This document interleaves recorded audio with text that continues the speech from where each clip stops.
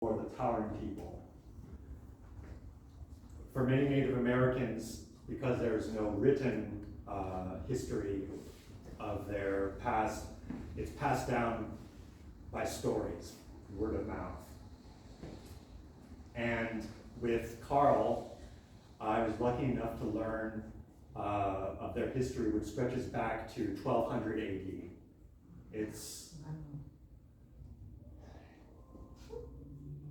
And all of these came from stories from his mother. Nice.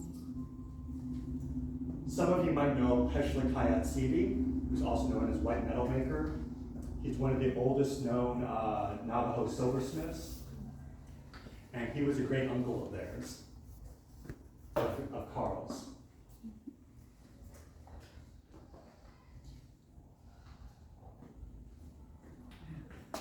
It's beautiful.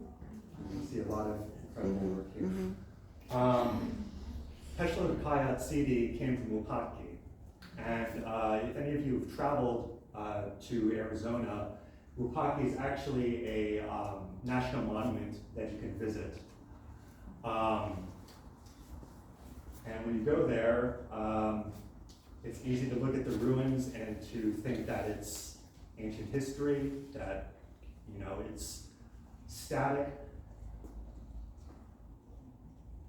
His family came from there, and they still maintain connections to these places.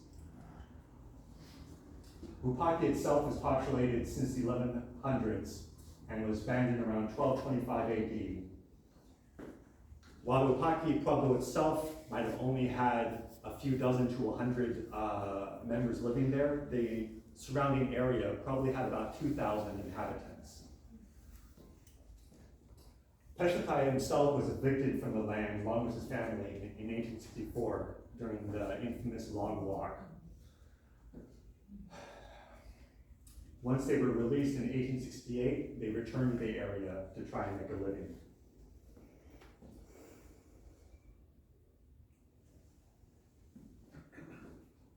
Carl's mother lived in Winslow, Arizona, where she was a nurse assistant at the local hospital, Indian hospital. And I want to draw attention to the contrast between the opulent work that these two artists make and their origins. They were both very poor, and even though they have had a long and storied career, that hasn't made them wealthy. They still struggle every day to create their work and to find sellers. Carl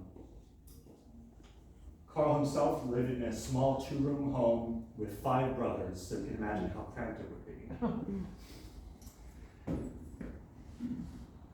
His mother would tell them stories while she was sitting at the loom doing rug weaving. She was not a jeweler herself, but members of their family were back in the day, such as Peshla Kayatsidi, and also their great-great-grandpa, Shisi Nez, who made turquoise beads. Their family was known, Carl's family was known hundreds of years ago for making these beads, which were trade items that they brought to powwows and other gatherings. Also, the family were runners, because running was one of the only ways to bring these materials from place to place. And they would often travel dozens to hundreds of miles to bring these materials to people to trade for different types of goods. The Colorado River was one of these central hubs where people would gather and meet to trade turquoise beads with things like shells, parrot feathers, and other rare materials.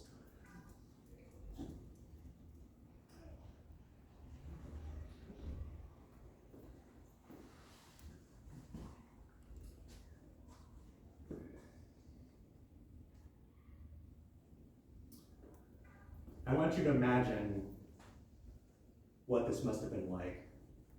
These young boys were sitting on the floor of this small home, playing with each other, while in the background, the methodical sound of the shuttle passing through and the loom being brought down while she told these stories to them. This is really the heart of Native American culture, this living story that's passed down to all of them. And as previously mentioned, this information is hundreds of thousands of years old, to 1,000 years old.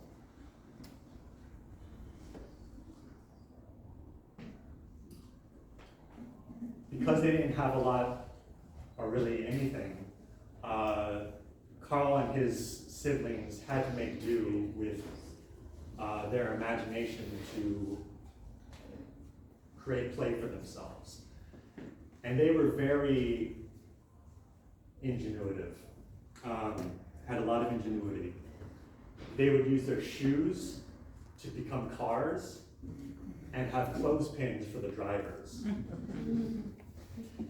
They would change these clothespin characters into superheroes by taking little cloth capes and attaching them to them, or taking remnants of an old mop, cutting it, and then putting it on the head for hair, and suddenly it's Tarzan. They would make dirt roads for these cars. They would use bricks and wooden blocks to create houses along these roads. They used 2 fingers for pistols and rifles, and they would create their own slingshots.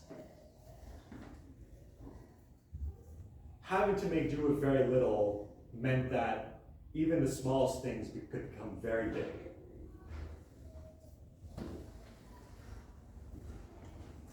I might as well touch on this piece because this is a very impressive one, and it's also early in their career.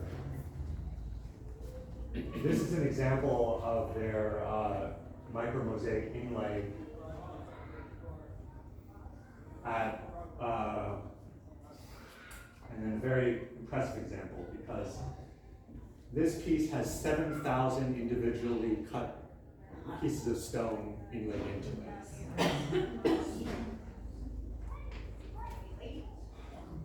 While I'm referring to them as micro-mosaics, it's actually a form of intarsia because, as you can see, there's no gaps between these stones, which means they had to make the frame and then they had to make sure that each stone, which was cut and ground individually by hand, fit into this perfectly so that there would be no spare space. You can see on the back of the bracelet that there's stamp work in the silver. And the figure depicted here is most likely a rainbow gay man. Carl and Irene Clark actually do not follow the traditional Navajo religion. They're Christians. But, as is so often the case in Native culture, there's so much overlap and mixing between these different types of cultural influences that they've absorbed. They don't really see any contradiction in being Christian and sticking to their native religion.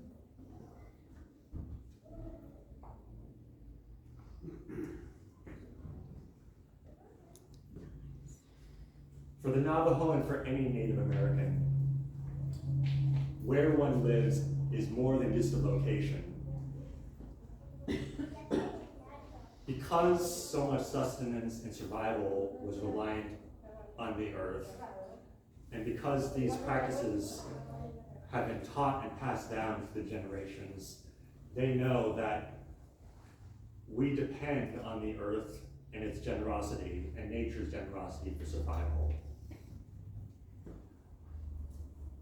Winslow, Arizona, where Carl grew up, and Bird Springs, Arizona, where Irene comes from, were where this story started. These 2 towns are only about 25 minutes apart, 25 miles apart, sorry. But the natural environment there would permeate their imaginations. It would give them a vocabulary of the landscape, the sky, the clouds, all of these elements which became more than just physical. They were a part of them. Winslow, Arizona, if some of you may know, also actually is a railroad stop, and there's a very interesting hotel there. Do you? Blind on it, The hotel was actually one of the. trading post. Yes. It's Los Palmas, Los. Yes, Pa- Las Posas, no, is it? Something. No. I was just there, for January. I spent the night, 2 nights in that hotel. Right. I can't remember. It's an amazing place, I believe and it. if you have a Tesla, you can charge your car there.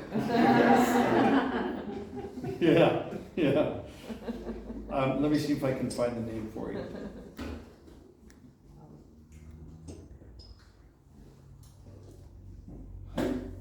Don't wait for me.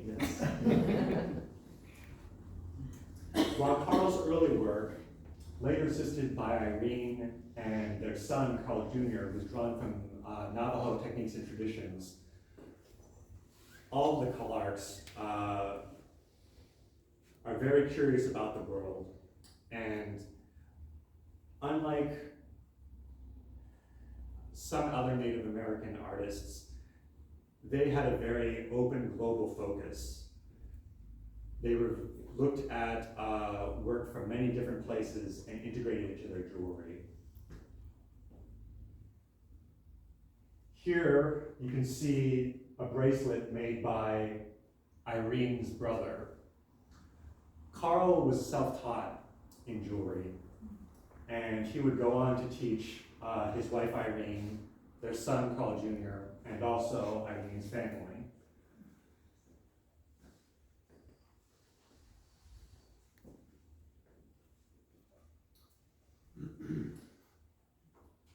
While there was a tradition of making in their family, jewelry had not been done for probably about 100 years. So Carl was actually beginning a new tradition. He went to Navajo Community College before it was renamed to Diné College, and studied in civil engineering. So he was not involved in the arts at all for his educational background. After he graduated, he became a shop manager for a local store that had about 15 to 19 silversmiths that were making work. One day, he felt called to make something himself. And so he picked up 2 pieces of turquoise, held them together, looking at how they would be best placed in relation to each other. And in about 30 minutes, he made a pendant. During this time, there was a customer in the store who was watching him make the pendant. And after he was finished, the customer asked him if he could purchase it. Carl really didn't know what to do, and thankfully for him, the shop owner's wife was there reading a magazine, and without even really looking up, she said, "Sell it." The customer offered him $20 for it. Back in the day, $20 was 5 times his hourly salary. Oh, wow. And so he was actually in shock. He couldn't believe it was happening. He was just like, all these thoughts were flooding through him. And he barely heard the shopwife say, "Take it."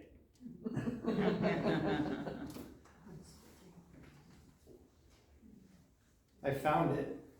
It's Las Posada. Las Yes. Posadas, yes. It was built in 1930, and it was basically the trains that would come from the east to the west. They weren't developed enough to have kitchens on the train, so they didn't serve food. So this guy came up with the idea of building kind of a train stop every whatever couple hundred miles, so people could eat lunch. They could get off the train and eat lunch and then get back on the train and take off. And it wasn't a hotel, I don't think, and until maybe a little later on they built a hotel. I don't know about the hotel part of it. I think they converted it eventually, that's what happened. Yeah. Anyway, that's the story. Thank you, yes, so here's a little bit more to flesh out Winslow, Arizona. And as you can attest, it's a great place. Yeah, beautiful, best restaurant. It's great. It's a great restaurant, you're right.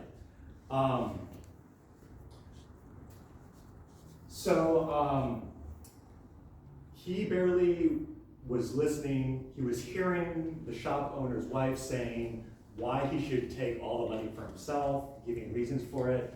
But he was just thinking, can I make a living by doing this? I would like to mention that Irene had asked him to please not be a silversmith. He did break this promise, unfortunately for us.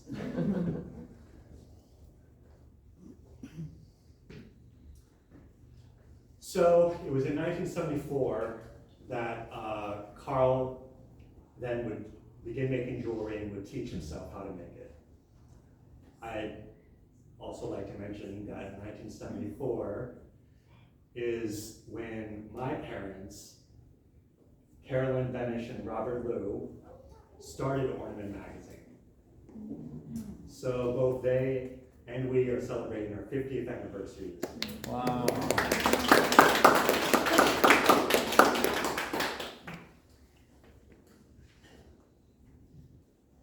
As I previously mentioned, he would then go on to teach his wife and son and other members of the family. Carl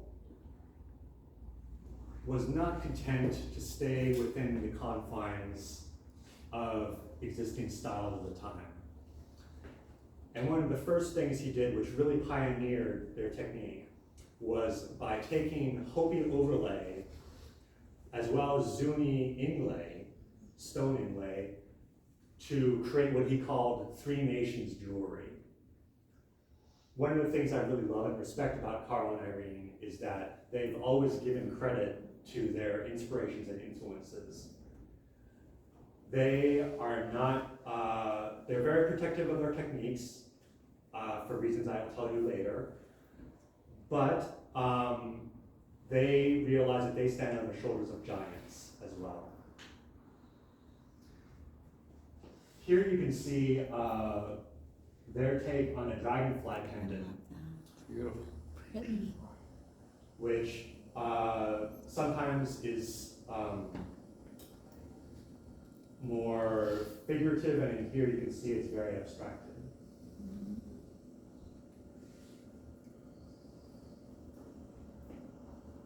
These are three examples of the three types of techniques that I mentioned, or in styles. All of these were jewelry belonging to my mother. This is an example of Hopi overlay, where you would have two silver sheets, and on one of the silver sheets, you would cut out the design on it, and then solder them together. Here you see the Zuni stone inlay, which is a very obvious inspiration for the micromosaics they would later do. And then this is an example of traditional Navajo bracelets.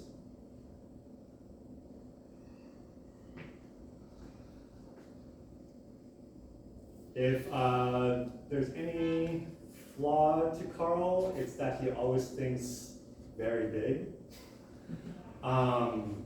Sometimes to his financial detriment. In 1975, he created an intricate silver box where he had a gigantic 2,700 carat piece of turquoise mountain turquoise inlaid on the top of the box. And then in that stone, he inlaid a Zuni thunder god. And while on the sides of the box, he would then inlay cloud motifs with lightning striking down to the ground. The silver was then planished, which was an inspiration he'd come from seeing ancient Egyptian work to give it a textured and reflective surface.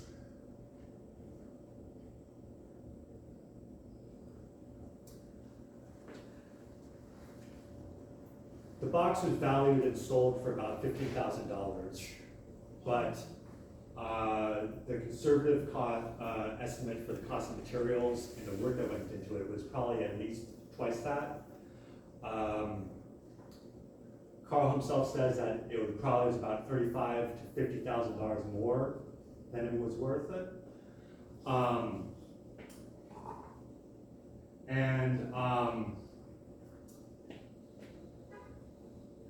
This, though, wasn't the point for him. What he wanted to do was to push the boundaries of what was existing at the time and make something that satisfied his desire for personal expression.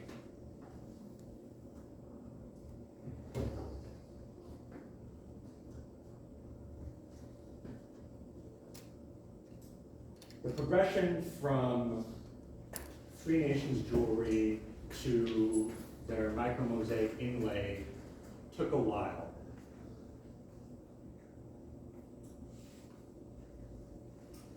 One of the first pieces that Carl made in this style was a silver ring, where he had purchased a large ring blank and then diagonally bisected it with a hogan, which is a Navajo dwelling, on the top half, with smoke coming out of the chimney and a cloud, while on the bottom half there were rays radiating out from it to suggest perspective. At the time, silver rings were sold by silversmiths by about $8 to $12. However, this ring sold for $75, which just shows how much work he put into it that someone was willing to pay that much at the time. Today, these rings are about $4,000.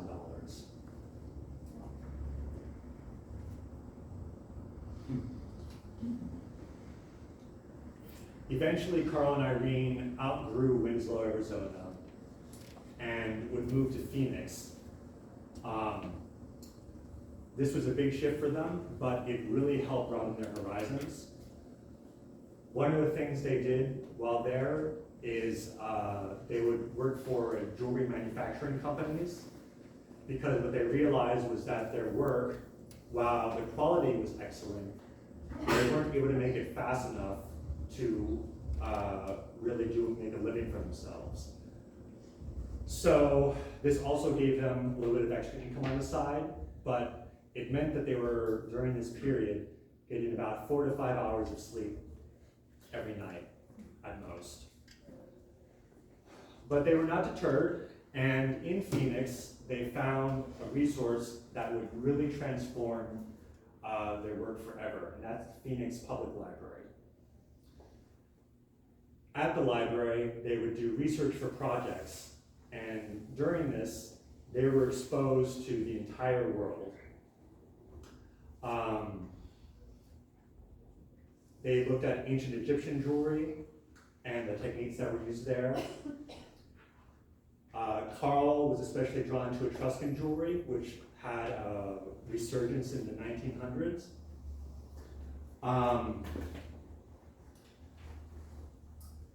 They also studied a lot about Southeast Asian and East Asian jewelry. And for them, who had only lived in a very local area, seeing how Asian cultures found value in coral and also often utilized coins in their jewelry, reminded them of their own culture. And I think to them, they were very excited at seeing how these common threads connected their people and these craftsmen across thousands of miles.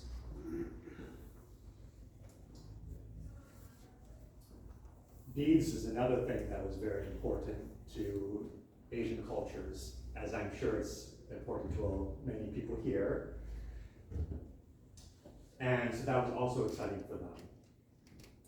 They also learned about very advanced techniques like Japanese mukumegane, black and white shibuichi, and the urushi lacquer work. And they learned about how Damascus steel was preserved as a technique and continues to the present day. And they also really appreciated yellow.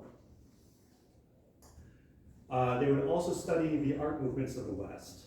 Carl very much likes Art Nouveau, and I think the nature and the spiritual aspect of how nature is presented was very appealing to him. Bauhaus, Art Deco, the hippie jewelry of the 1970s and 60s. All of these things inform their larger perspective.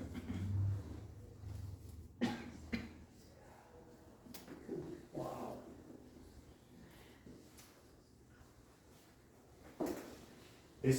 Carl spent about 2 years refining his micro mosaic inlay work.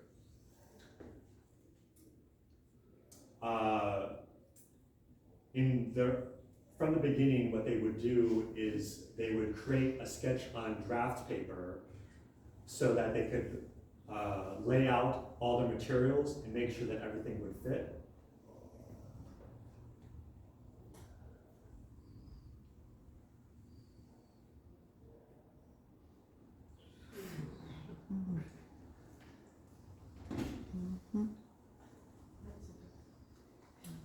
They would continue refining their work, and it would be 5 years after that they learned of another artist through their research at the library. Fortunato Pio Castellani, who was a 19th century Italian master jeweler who owned his own jewelry company. Castellani did not work in stones, he worked in glass. However, he did his own form of micromosaics. What he did was he would take the frame and then put a miniature painting on the bottom of it.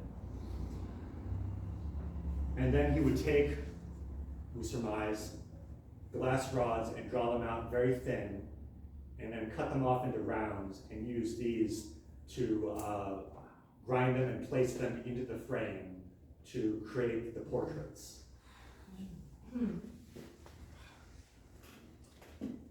As you can see, the Clarks took this to heart and began trying to imitate it with stones. This bolo tie here is from 2010, so it's one of their more recent works. And the subject for this is on Hopi legend from Upaki called Boy Changing the Eagle. So obviously you can see the eagle form here, but you can also see the arm and of the boy transforming into an eagle. Yeah.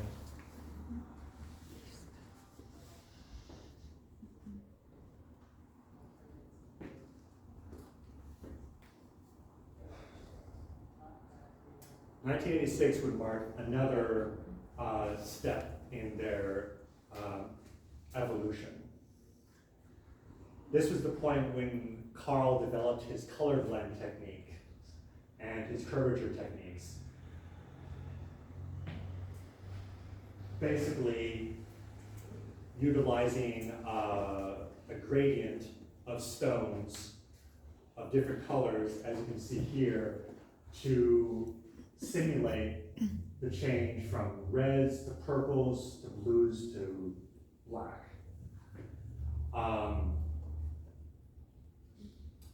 Part of the reason why they were constantly innovating was to stay one step ahead of copiers and imitators.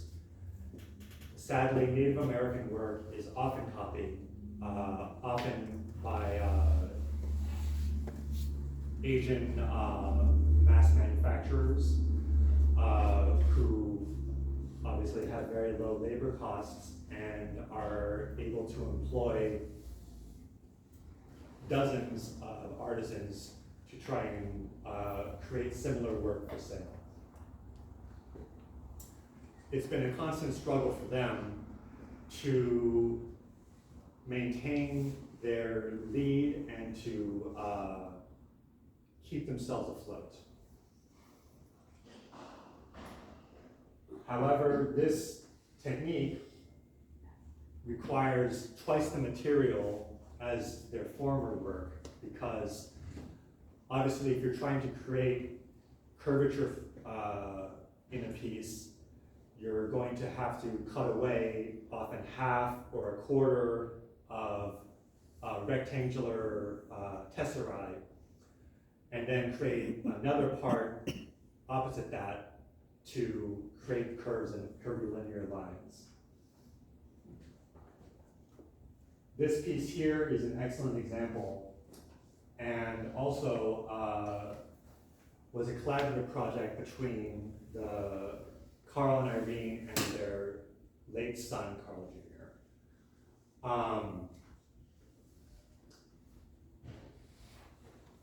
You'll also notice during this period, because Carl Jr., by his father's own words, is one of the best lapidarists that he's ever seen. And so they were able to make very fine imagery during that time.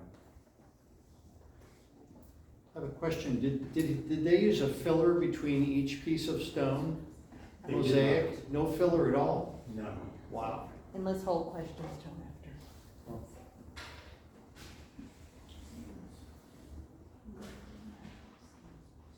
In fact, in this next slide, you'll see it close up.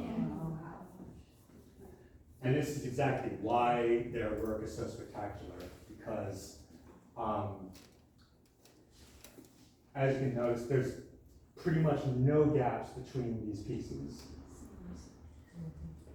From what I've seen from a few of the pieces, I do think that they do put glue in there underneath, but that's only basically for security, so that it's less likely that a stone will be lost for their customer. Most of this is tension set, so it would stay in there without glue.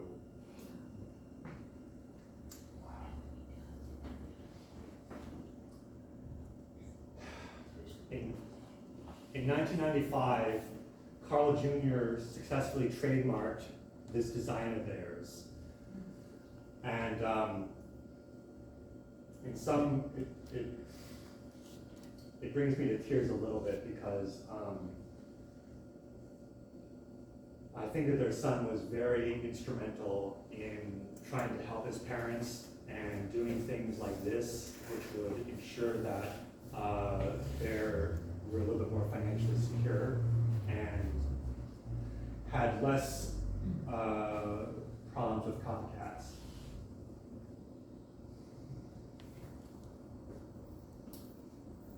Going back to one of Carl's mother's stories, Peshlikai Asidi made jewelry from deer antler horn, where he would boil the horn so it would soften, bend it into shape around the wrist, and then at the base of the horn, where it met the skull of the deer, he would carve out a small little hole and then put in tree pitch, which was the only adhesive really available for them, or one of the main ones used, and then put in a little piece of turquoise.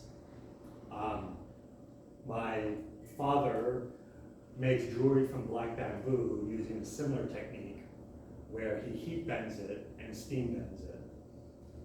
So this technique has been used for a long time in human history.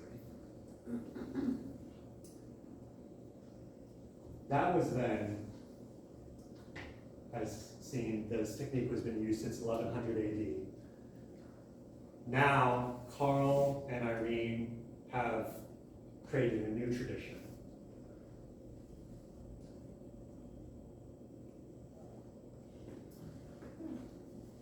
Here's some examples of prehistoric Native American mosaics. And you can see that it is still very fine work. There is some gaps in between. And this piece is actually symbolic of a frog, which is a very important motif in Native American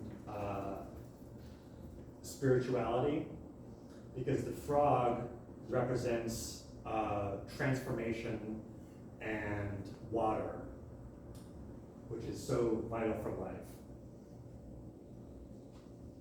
Here you can see individual tesserae, and as you'll notice, here all of the tesserae are rectangular, but with the Clark's work, they will cut them into very thin pieces, as seen previously.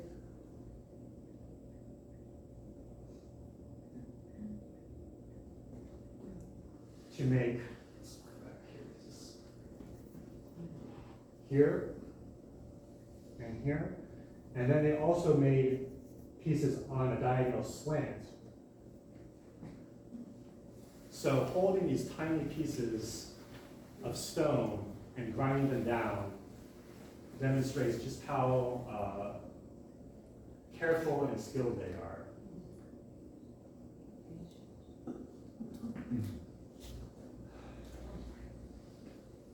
In 2003 to 2004, the Clarks lost their son. And I did not ask and he did not volunteer how that happened. But I want everybody here to understand that when you're looking at Native American work, the story of the people who are making it goes a lot deeper than just a beautiful object. Many of these people have had to go through very difficult life experiences. Alcoholism is very common in Native American communities. Some of you might be aware of the epidemic of Native American women who are being murdered and kidnapped. Despite all of this, because of their reverence for life, they continue to make beautiful work. This pendant here was a commission that their son was making for Dr. Gregory and Angie Schaff, who are collectors.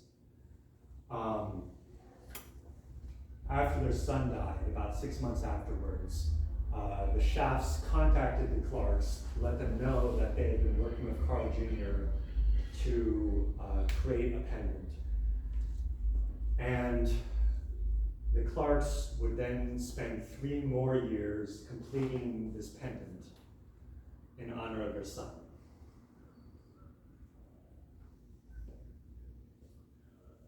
This particular piece is an homage to the sand painting rug Hosting Club.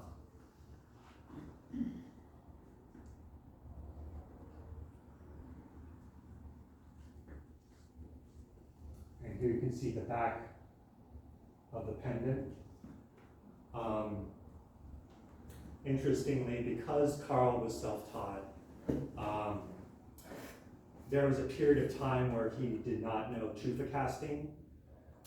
For those who are not familiar with the technique, tufa is a type of porous stone that is often used by the Navajo, where a design is carved into the stone on both halves, and then stone is put together, the metal is put into a hole in the mold, and then the piece is cast.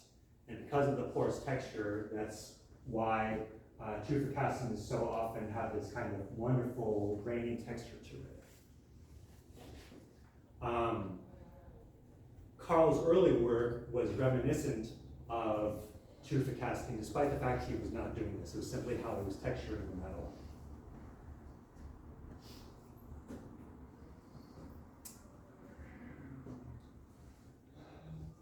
So, in recent years, they have made another jump in their techniques. And this piece and the bracelet I will show next were shown in Ornament magazine in this issue. It's really awe-inspiring, breathtaking work. It was very funny because my parents and I would often go to the Heard Indian Market in Phoenix, which is at the Heard Museum. And if any of you have any interest in Native American jewelry, that's the place to go. The Heard Museum is an excellent Native American art institution. And the Heard show is still very large. It's about 600 to 700 artists who exhibit there, but it's still smaller than Santa Fe Indian Market, which is the most famous and the biggest Indian market in the States. My opinion, the Santa Fe Indian Market's just a little bit too much. It's certainly a lot of fun. Takes up so much of the central square. But the Heard show is excellent. It's usually in the second week of March. So really recommend giving it a visit. Carl told me while I was there once, Carl told me when I was there, was it 2 years ago, 1 year ago, yes, that this work was actually inspired by a brooch that I had been wearing in 2018. And this is the brooch.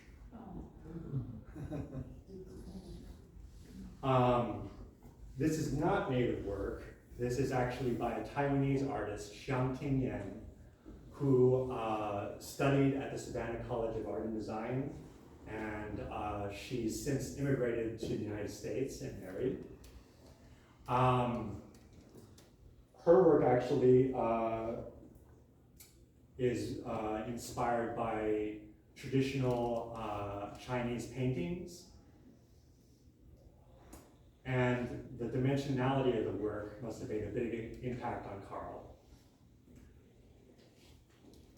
So he began making this work, and here is the bracelet.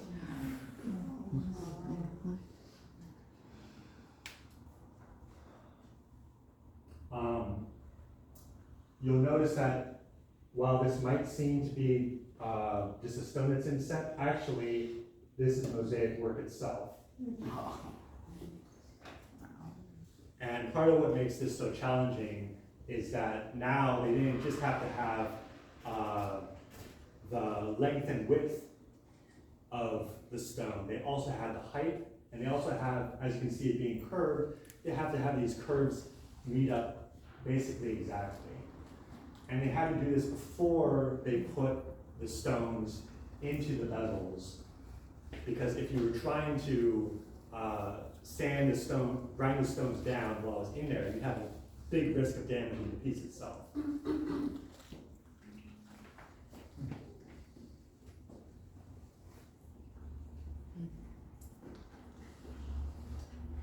Here's another fairly recent piece from them. Here you can see the rainbow Yeman, who is used in Navajo sand paintings for protection. He guards the south, the north, and the west. And then here are blue corn maidens, which are symbols of healing. For Carl and Irene, their jewelry is not just for looks.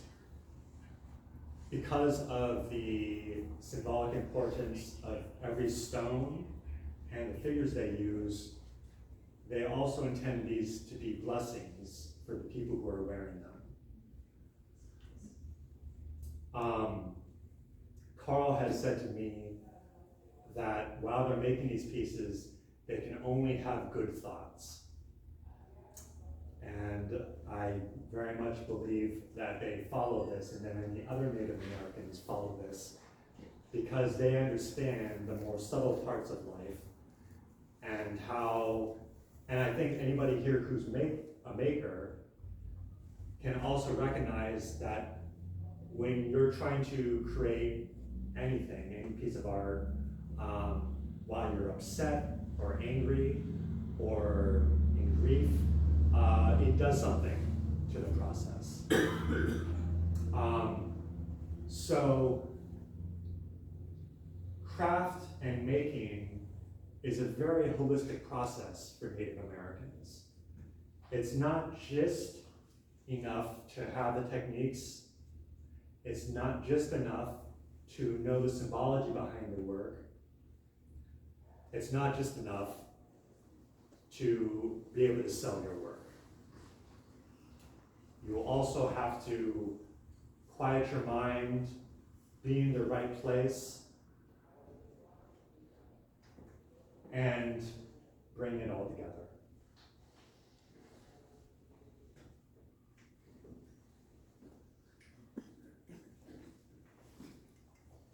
This is an example of a butterfly pendant that they make, and for people who are familiar with Native American butterfly pendants, you can see that it's quite atypical. And a good example of what a strong, unique style the Clarks have. This is the only butterfly necklace that the Clarks have made.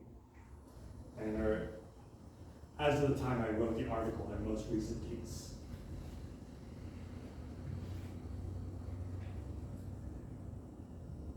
With this bracelet, obviously there's the inlay on the front. The back is tufa cast, and you can see how for so many Native American artists, the whole piece has to be decorated. You can see a landscape on the back with mountains here.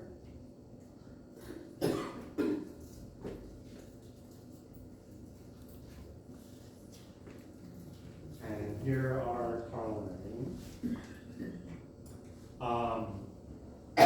One of the central tenets of the Navajo religion is walk in unity. And I think it's a good lesson for all of us to bring into ourselves. Because what it really means is an awareness of the life all around us.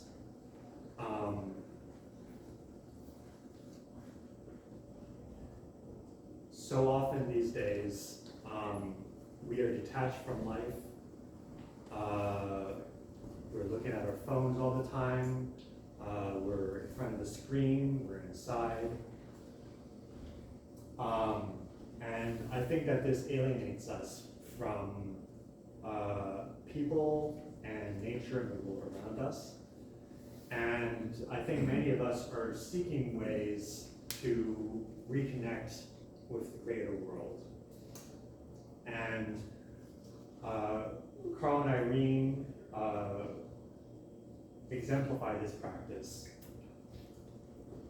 Because beauty is before you, behind you, all around you. We walk in beauty.